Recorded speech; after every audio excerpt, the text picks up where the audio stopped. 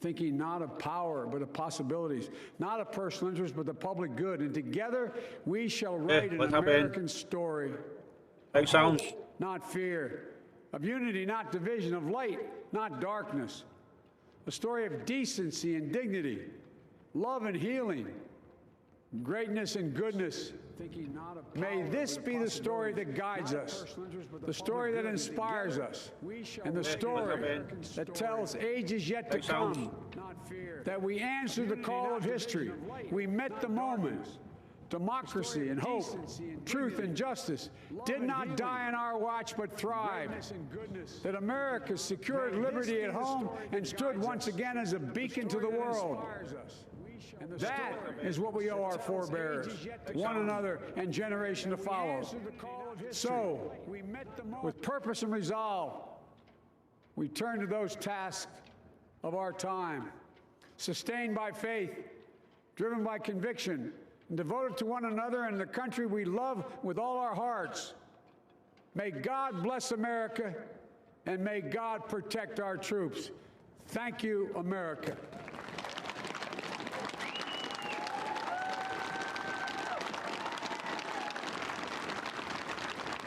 Yun lang, bilis naman.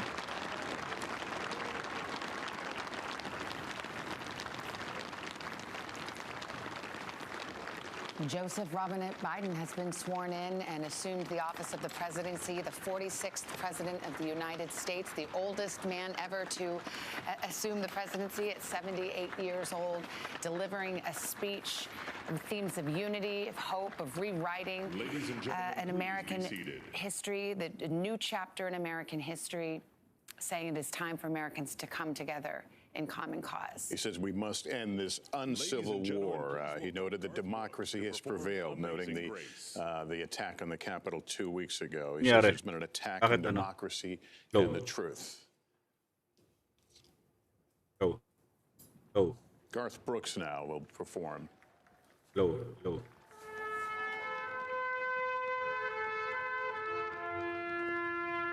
Sayang, ngayon lang ako nakapag-live.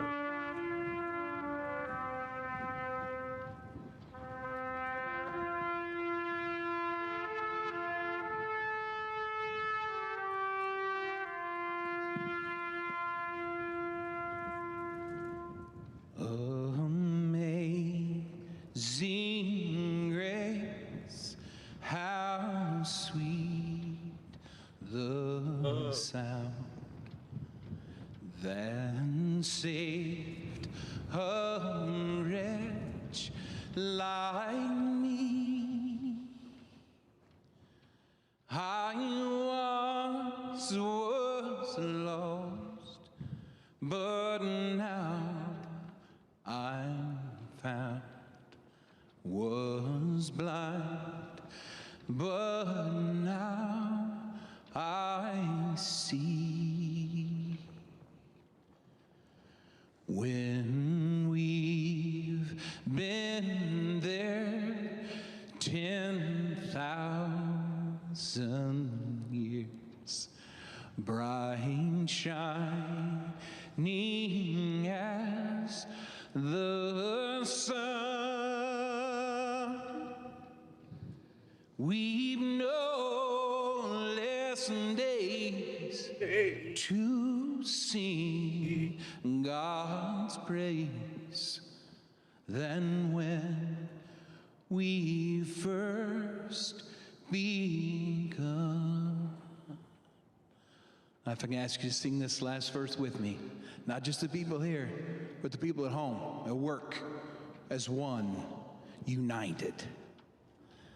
Amazing grace, how sweet the sound that saved a wretch like me. I once was lost, but now I'm found. Was blind, but now I see. Amen.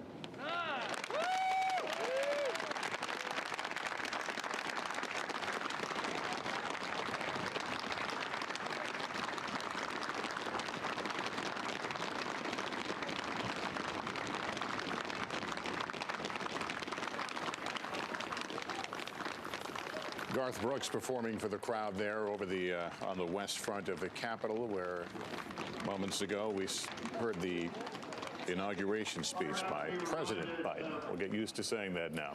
President It's Biden. a new era and a new day in Washington as the Constitution decreed at 12 noon the term of the prior president ends and the prior vice president, and there is a new president and vice president, President Biden and Vice President Harris. Not to be reminded of President Obama's singing listen. that same song at the Mother Emanuel Church. A song that in our culture is as close to both poetry and prayer as you could possibly come. And we're going to finish with those two things. Let me introduce Amanda Gorman, our nation's first ever National Poet Laureate.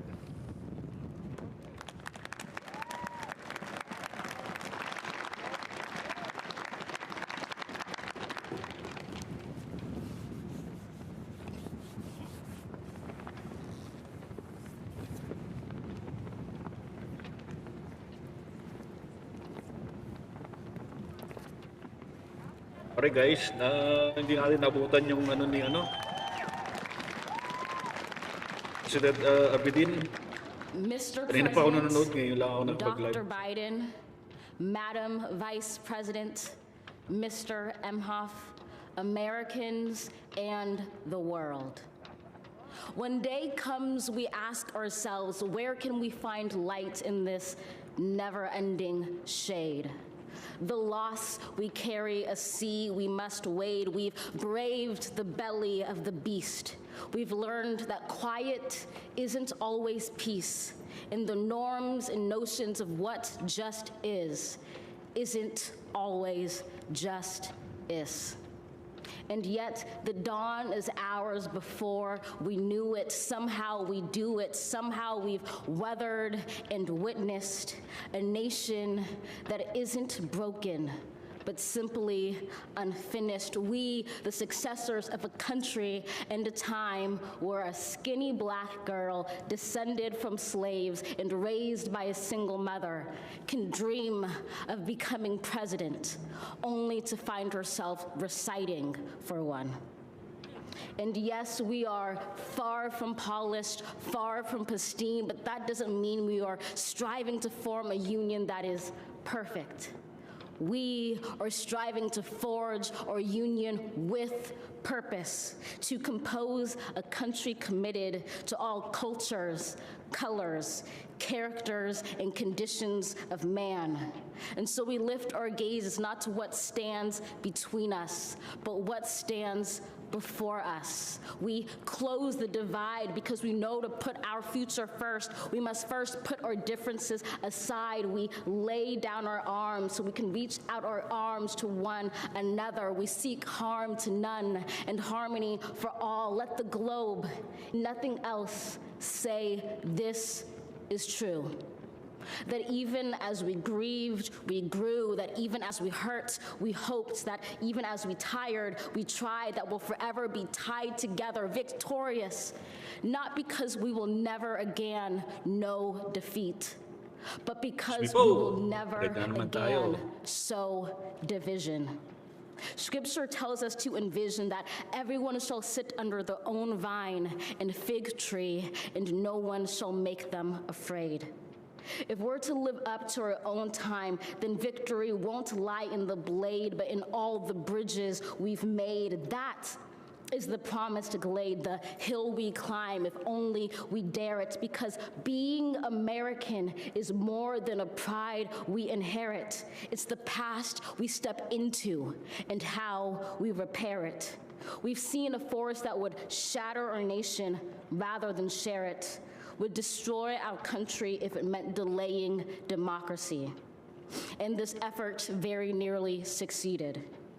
But while democracy can be periodic, it can never be permanently defeated. In this truth, in this faith we trust, for while we have our eyes on the future, history has its eyes on us. This is the era of just redemption. We feared it in its inception. We did not feel prepared to be the heirs of such a terrifying hour, but within it we found the power to author a new chapter, to offer hope and laughter to ourselves. So, while once we asked, how could we possibly prevail over catastrophe? Now we assert, how could catastrophe possibly prevail over us? We will not march back to what was, but move to what shall be, a country that is bruised but whole, benevolent but bold, fierce and free. We will not be turned around or interrupted by intimidation, because we know our inaction and inertia will be the inheritance of the always light, if only we're brave enough to see it, if only we're brave enough to be it.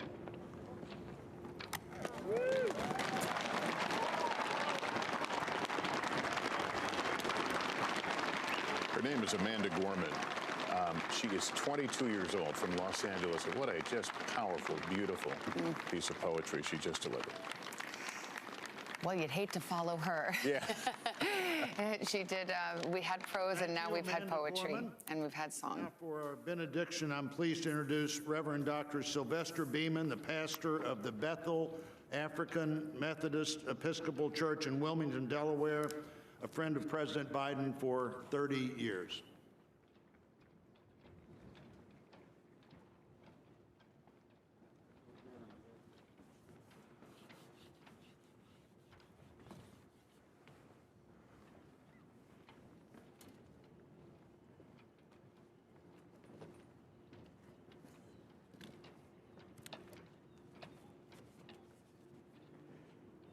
As a nation and people of faith gathered in this historical moment, let us unite in prayer.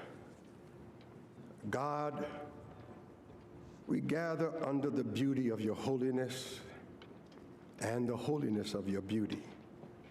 We seek your face, your smile, your warm embrace. We petition you once more in this celebration. We pray for divine favor upon our President, Joseph R. Biden, and our First Lady, Dr. Jill Biden, and their family. We further ask that you would extend the same favor upon our Vice President, Kamala D. Harris, and our Second Gentleman, Doug Emhoff, and their family. More than ever, they and our nation need you. We need you, for in you we discover our common humanity. In our common humanity, we will seek out the wounded and bind their wounds. We will seek healing for those who are sick and diseased. We will mourn our dead. We will befriend the lonely, the least, and the left out. We will share our abundance with those who are hungry. We will do justly to the oppressed, acknowledge sin, and seek forgiveness, thus grasping reconciliation. In discovering our humanity, we will seek the good in and for all our neighbors. We will love the unlovable, remove the stigma of the so-called untouchables. We will care for our most vulnerable, our children, the elderly, emotionally challenged, and the poor. We will seek rehabilitation beyond correction. We will extend opportunity to those locked out of opportunity. We will make friends of our enemies. We will make friends of our enemies. People, your people, shall no longer raise up weapons against one another. We will rather use our resources for the national good and become a beacon of life and goodwill to the world. And neither shall we learn hatred anymore. We will lie down in peace and not make our neighbors afraid. In you, O God, we discover our humanity. In our humanity, we discover our commonness. Beyond the difference of color, creed, origin, political party, ideology, geography, and personal preferences, we'll become greater stewards of your environment, preserving the land, reaping from it a sustainable harvest, and securing its wonder and miracle-giving power for generations to come. This is our benediction, that from these hallowed grounds, where slaves labored to build this shrine and citadel to liberty and democracy, let us all acknowledge, from the indigenous Native American to those who recently received their citizenship, from the African American to those whose foreparents came from Europe and every corner of the globe, from the wealthy to those struggling to make it, from every human being, regardless of their choices, that this is our country. As such, teach us, O God. As such, teach us, O God, to live in it, love in it, be healed in it, and reconcile to one another in it, lest we miss kingdom's goal. To your glory, majesty, dominion, and power forever. Hallelujah. Glory, hallelujah. In the strong name of our collective faith, amen. Please remain standing as the Armed Forces Color Guard retires our national colors.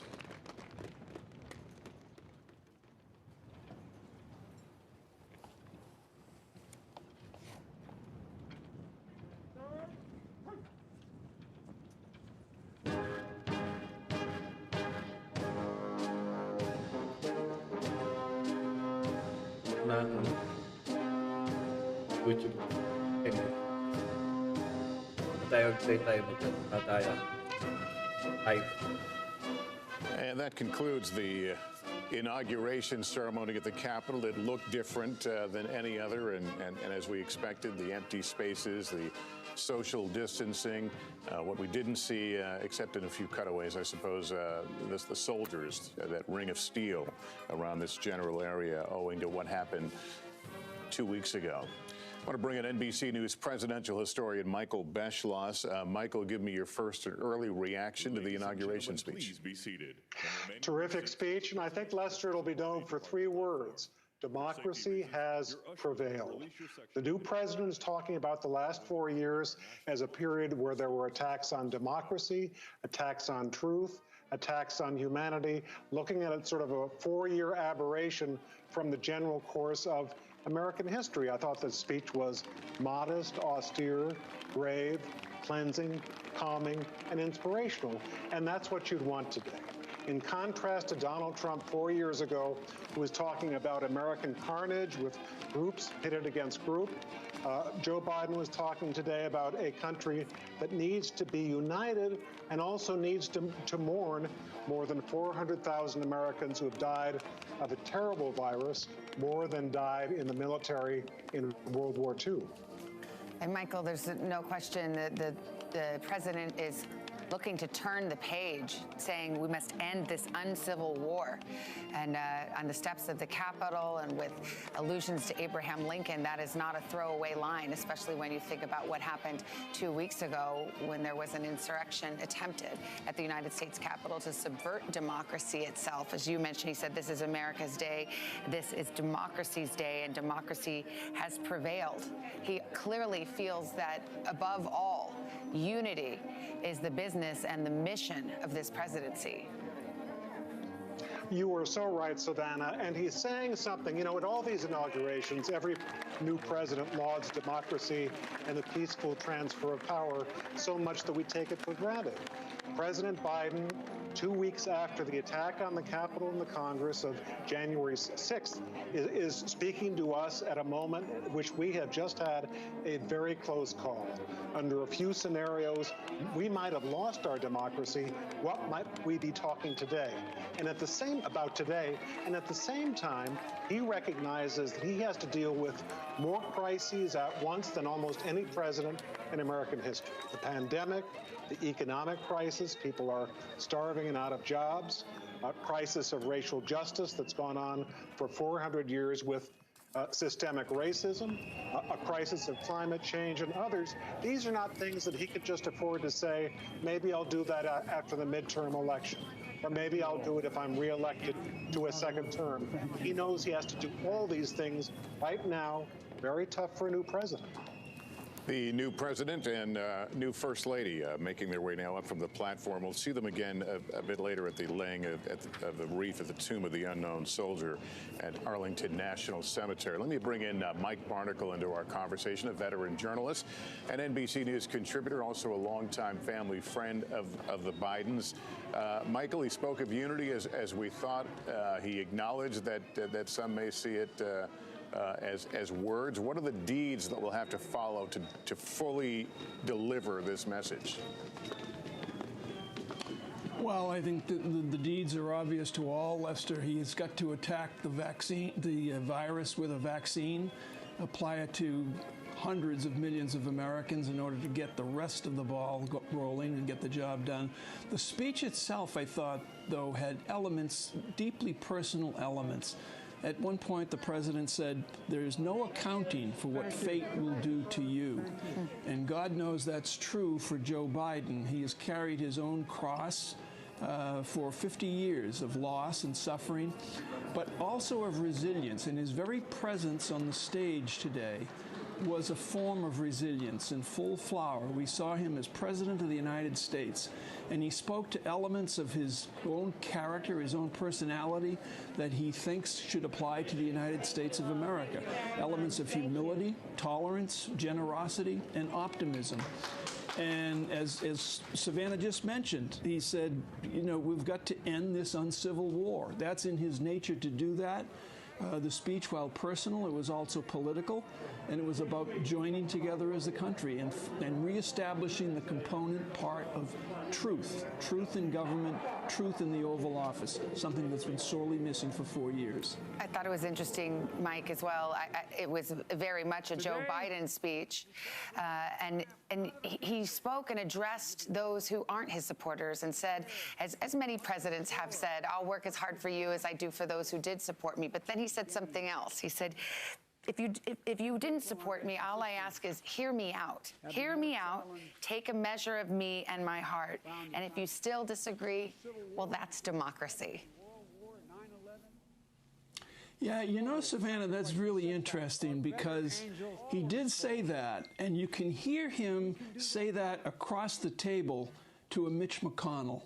And Mitch McConnell has listened to Joe Biden in the past and would certainly, we all hope as Americans, would listen to him now because he knows that Joe Biden means what he says, that I know you might not agree with me on the total package, the cost of it or whatever, but hear me out. And Mitch McConnell knows something else, that in looking across the table at Joseph R. Biden, the 46th President of the United States, he is looking at an honest man, a good man, someone not out to get the better of him just for the sport of getting the better of someone else, an opponent, someone intent on doing what he can to do for the greater good of all of us as Americans. Mike, you know the man. He's 78 years old, but I like to think that we all continue to grow. How has he grown from when he threw his hat in the ring as a candidate, when we had never heard of a thing called COVID, where people weren't trying to, tear down the Capitol? How has he changed? How has he grown into this job that he just took on?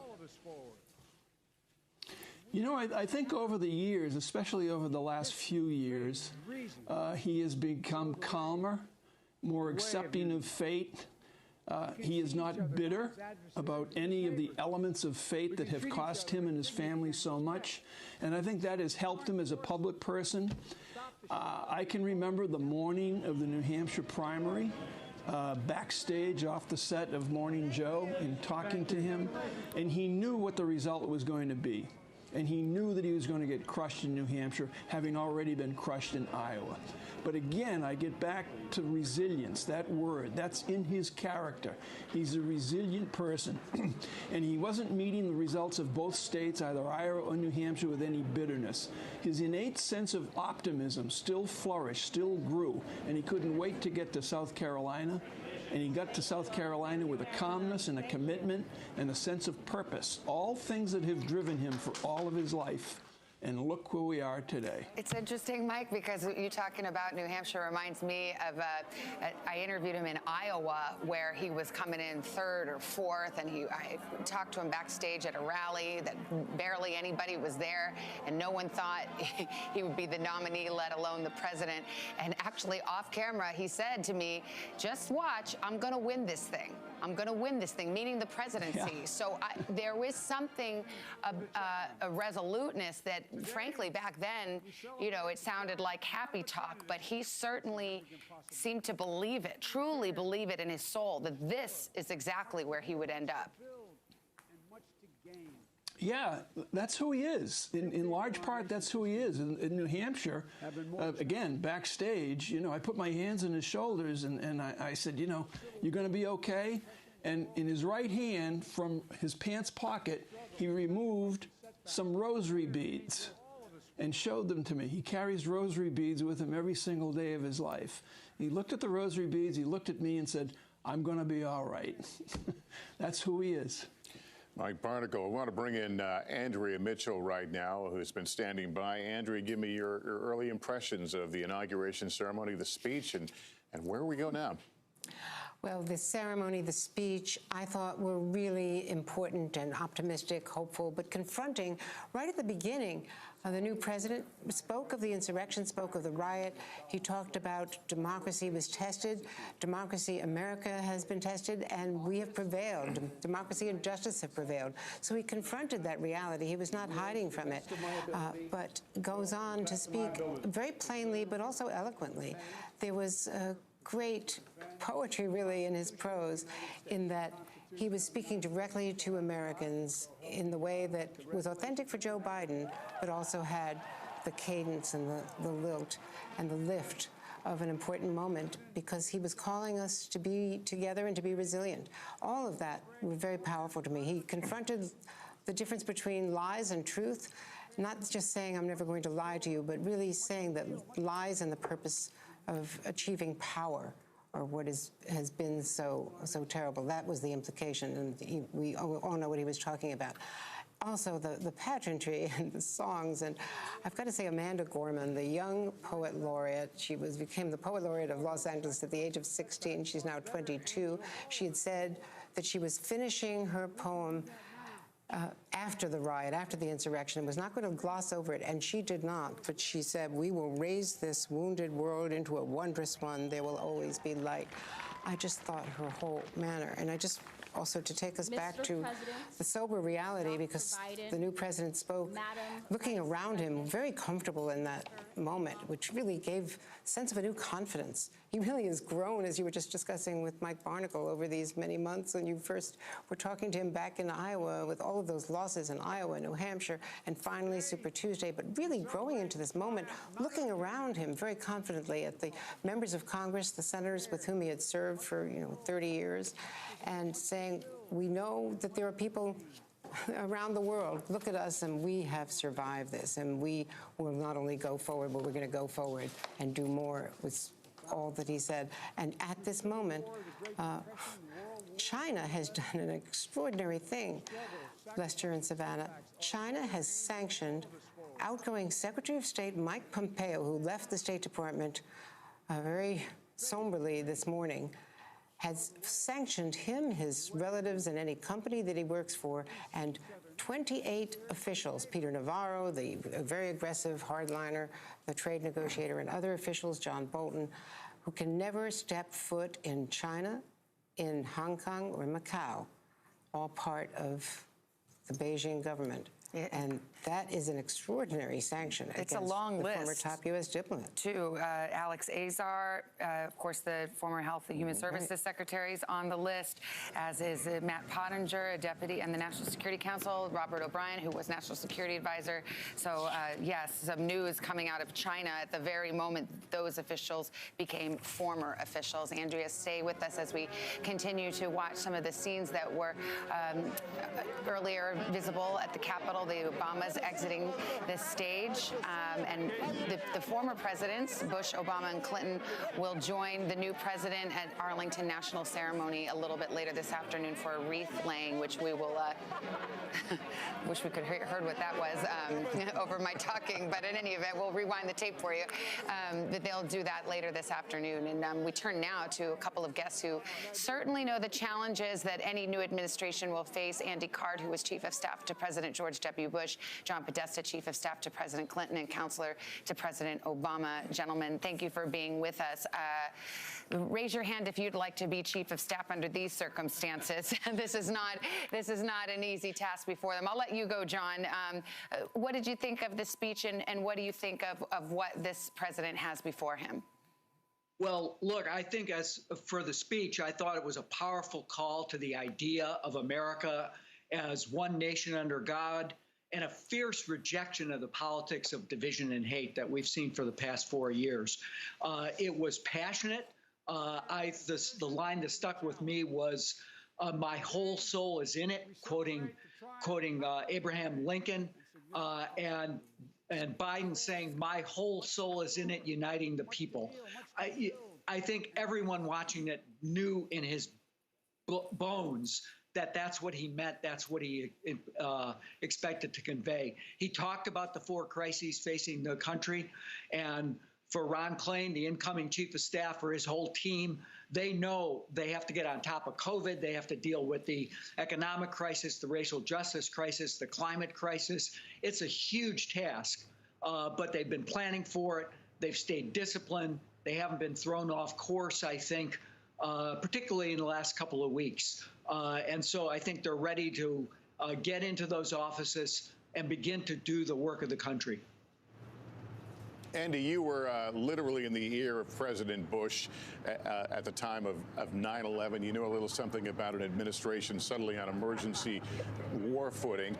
This is a little different in that President Biden knew what the country was facing. He's had time to now look at the vaccination plan. Nonetheless, how does it change an administration to have almost a singular focus, that everything ultimately revolves around COVID? Well, first of all, I do think that this is a time of history and hope, and this inauguration was a tribute to our democracy. I agree with what the president said, and I loved how he said it. And yes, he acknowledged that there is much to repair, much to restore, and much to rebuild, and that's the challenge. And Andy, as I just want to pause because I want people to see what's happening here. It's important. The Vice President Harris and her husband Doug Emhoff had just escorted former Vice President Pence and Karen Pence down the east front steps of the Capitol. And Andy, I mean, to continue your thought, this is a moment that the country needed to see its leaders of both political parties come together. The president, former President Trump, did not choose to attend, but Vice President Pence's choice to come was a real statement. How important do you think that was? I think it's critically important, and I compliment Vice President Pence for being there, and I actually celebrate the role that he played in the last 10 days to help us celebrate our democracy and restore it and put it on the right path. So I'm glad that he was there, and I'm grateful that Kamala Harris, the new vice president, seems to be very gracious to Vice President Pence, and I think that was a good signal to see. I was also thrilled that the former presidents that were there celebrating our democracy. It's so important for us to polish our democracy. It's been very tarnished, and the world is watching us. So this inauguration was a very good inauguration. I pray that people paid attention to it objectively, put their partisan differences aside, and just listen to it, because this was an inauguration of hope and I'm going to say resolve and determination to make sure that everyone's voices in this country are heard, but that our democracy and the institutions of our democracy will work.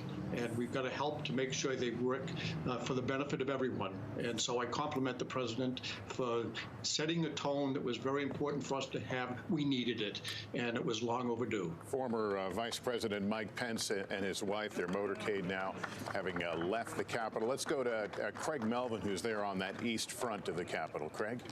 Hey, Lester. So what we're watching right now, the Vice President and her husband, they're heading back into the rotunda now as we watch former Vice President Mike Pence's motorcade head out. At this point, we don't know where he and Karen Pence are going, but they're leaving the Capitol. So right now, they'll go back inside to the rotunda. The Vice President, President Biden inside now with the First Lady. They'll have a brief luncheon with House and Senate leadership. And then there'll be a sort of an exchanging of gifts, if you will. Members of the inaugural committee will present some gifts to the president and the vice president as we watch Speaker Pelosi talking to the new vice president there as well. And so they'll disappear for roughly 30 minutes. And then after that, they'll descend the steps once again. President Biden and the new First Lady will also join them. And that's when they'll make that procession to Arlington National Cemetery for a wreath-laying ceremony. We're told that the former presidents will go ahead of President Biden, but that they'll all join in the wreath-laying there. That should take about 10 or 20 minutes. They're about 15 minutes behind schedule at this point, Lester and Savannah, but you can see the House and Senate leadership. This is some video from earlier, obviously, but we just saw the House and Senate leadership getting ready to head in for that private luncheon. One thing I can also tell you, just a little bit of color from the east side of the Capitol. Of course, the actual swearing in was on the west side. While that was happening, we got to sort of watch Secret Service transform the beast, as it's known. That, of course, the limousine that President Biden will be traveling in over the next 4 years. They outfitted it with new decals. They attached new U.S. flags to it as well. So the peaceful transfer of power continues. Small and large. Yeah. Check the oil and the windshield wiper fluid. And we saw him wiping it down as well. Well, it is the COVID era after all. Craig, thank you so much. I would like to think that the images we've seen here the last couple hours will begin to erase some of what we saw 2 weeks ago, because that has been so associated now with the Capitol. Yeah, it's a good way to put it, that hopefully these powerful images of party leaders coming together, of a peaceful transfer will in some way supersede those disturbing images that we've seen. We see Hillary and Bill Clinton walking down the hall, people grabbing their pictures. As mentioned, they're headed to Arlington National Ceremony with the other former presidents in attendance today for a wreath laying. We want to bring in Chuck Todd, and Chuck, you know, these moments, I know you, and I know that you are somebody who grew up watching inaugurations, and you've been a political junkie for your whole life.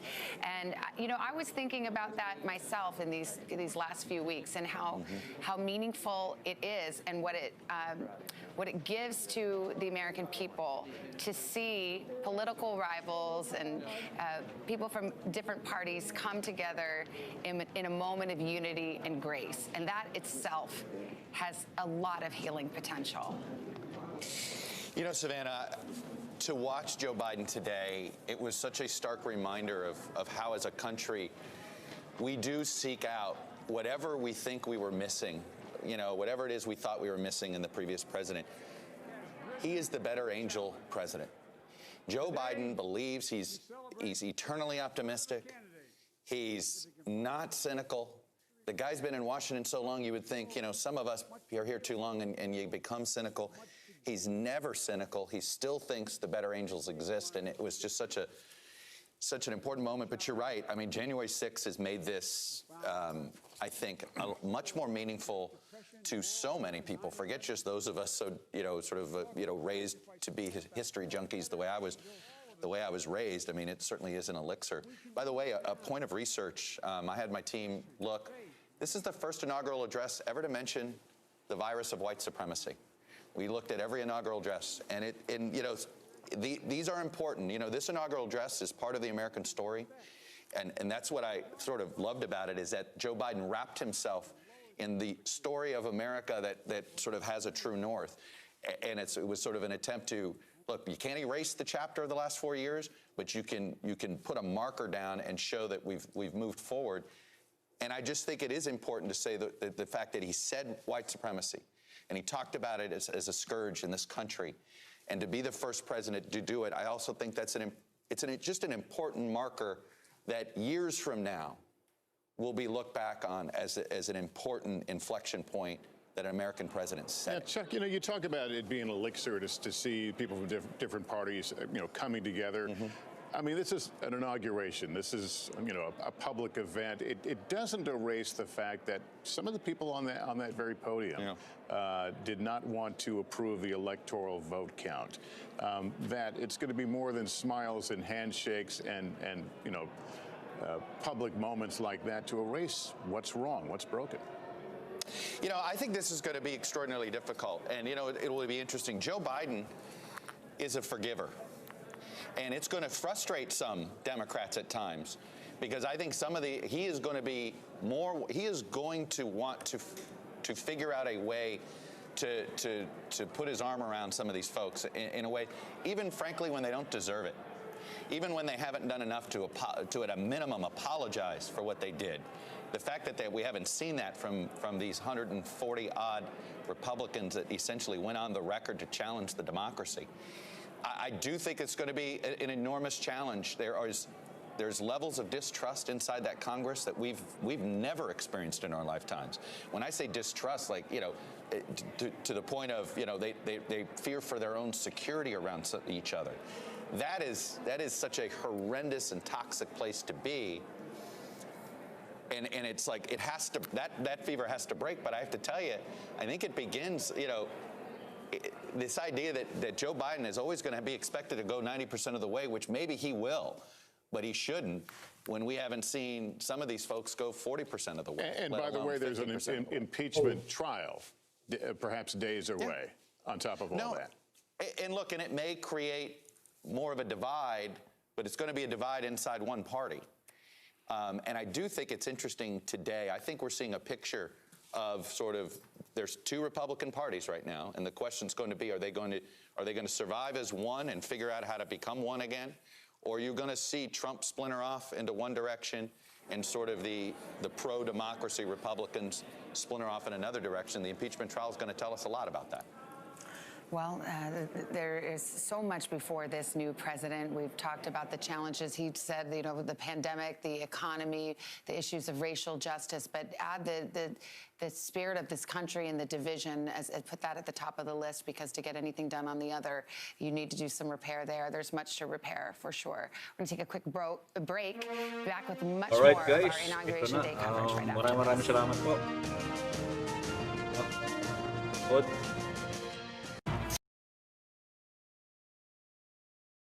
Try natin break muna tayo, break.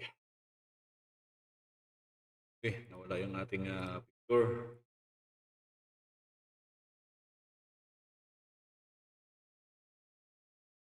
Wala ating picture.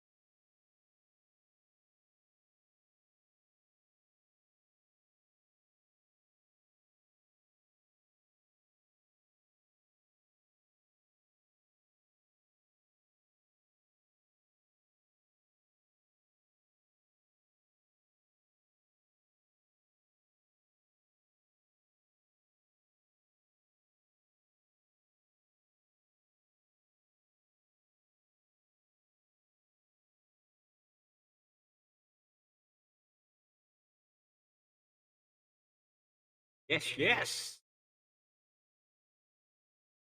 Pinatay ko yung ilaw dun sa isang ilaw para nato tayo maraming. Actually guys, ang ilaw ko ay maliit na bilog. It lang siya. Dati kong nabili. Pero ngayon, may bagong technique. Huwag na kayo bumili. Bahala kayo. Fluorescent lamp lang. Set up nyo sa harapan nyo. Bumbilya. Haba. Malaki. Yun ang gamit ko ngayon, no? Maliwanag pa, oh. Maliwanag pa doon sa kahit kung ba yung dalawa malalaki. Diba? Magandang camera. Camera ko mumurahin lang yan. 49 reals lang yata yan.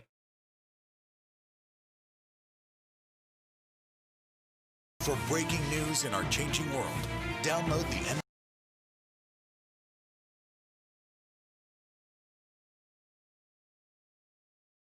So anyway guys, maglaro tayo, maglaro. Try natin maglaro.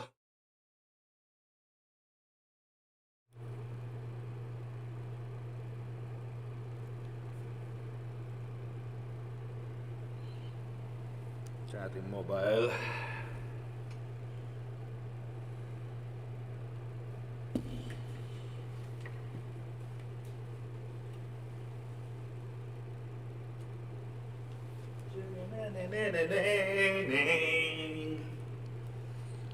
Let's have some fun, baby.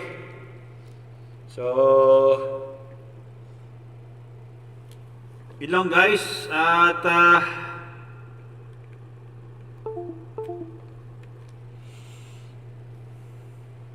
maraming salamat po sa inyo lahat sa papanood sa bagong president ng Amerika.